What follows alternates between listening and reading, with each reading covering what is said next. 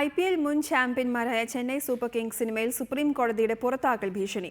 N Sreenivasan BCCI തെരഞ്ഞെടുപ്പിൽ മത്സരിക്കാതെ മാറി നിൽക്കണമെന്നും supreme കോടതി പറഞ്ഞു. ചെന്നൈ ക്യാപ്റ്റൻ കൂടിയായ ഇന്ത്യൻ ക്യാപ്റ്റൻ മഹേന്ദ്ര സിംഗ് ധോണിക്കെതിരെയും കോടതി പരാമർശമുണ്ട്. ചെന്നൈ ഉടമയായ ഇന്ത്യ സിമന്റ്സിന്റെ വൈസ് പ്രസിഡന്റ് സ്ഥാനം ധോണി വഹിക്കുന്നു എന്നത് ഗൗരവമേറിയ വിഷയമാണെന്നും കോടതി നിരീക്ഷിച്ചു. IPL വാതുവെപ്പ് കേസ് പരിഗണിക്കുന്നതിനിടയിൽ ചെന്നൈ സൂപ്പർ കിങ്സിനെതിരെ സുപ്രീം കോടതി രൂക്ഷമായ പരാമർശമാണ് നടത്തിയത്. IPL നിന്നും ചെന്നൈ ടീമിനെ പുറത്താക്കാൻ ആവശ്യമായ തെളിവുകളും മുഗ്ദൽ സമിതി റിപ്പോർട്ടിലുണ്ടെന്ന് സുപ്രീം കോടതി നിരീക്ഷിച്ചു. മുഗ്ദൽ കമ്മിറ്റി റിപ്പോർട്ടിൽ ആരോപണ വിധേയനായ ഗുരുനാഥ് മെയ്യപ്പൻ BCCI അധ്യക്ഷൻ N ശ്രീനിവാസന്റെ മരുമകനാണ്. ചെന്നൈ ടീമുമായി നേരിട്ട് ബന്ധമില്ലെങ്കിലും ടീമിനെ നിയന്ത്രിച്ചിരുന്നത് മെയ്യപ്പനാണെന്ന് പറഞ്ഞ കോടതി ഈ സാഹചര്യത്തിൽ ചെന്നൈ സൂപ്പർ കിങ്സിനെ IPL നിന്നും മാറ്റി നിർത്തുന്നതല്ലേ ഉചിതമെന്നും ചോദിച്ചു.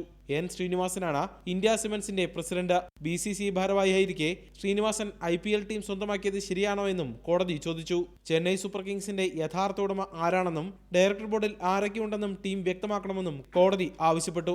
ചെന്നൈ ടീമിന്റെയും BCCIയുടെയും സ്ഥാനങ്ങളിൽ ഒരാൾ വരുന്നത് അപാകതയാണെന്നും സുപ്രീം കോടതി ചൂണ്ടിക്കാട്ടി. കൂടാതെ ചെന്നൈ സൂപ്പർ കിങ്സിന്റെ ക്യാപ്റ്റനായ ഇന്ത്യൻ ക്യാപ്റ്റൻ മഹേന്ദ്ര സിംഗ് ധോണി ടീമിന്റെ ഉടമസ്ഥാവകാശമുള്ള ഇന്ത്യ സിമന്റ്സിന്റെ വൈസ് പ്രസിഡന്റ് സ്ഥാനം വഹിക്കുന്നതും ഗൗരവതരമാണെന്നും കോടതി നിരീക്ഷിച്ചു. സുപ്രീം കോടതിയുടെ പുതിയ നിരീക്ഷണങ്ങളോടെ N ശ്രീനിവാസന് BCCI അധ്യക്ഷ സ്ഥാനത്തേക്ക് തിരിച്ചുവരാനുള്ള നീക്കങ്ങൾക്ക് തിരിച്ചടി നേരിട്ടിരിക്കുകയാണ്. ഡിസംബർ 1 സുപ്രീം കോടതിയിൽ കേസിന്റെ വാദം പുനരാരംഭിക്കും. റിപ്പോർട്ടർ, ദില്ലി.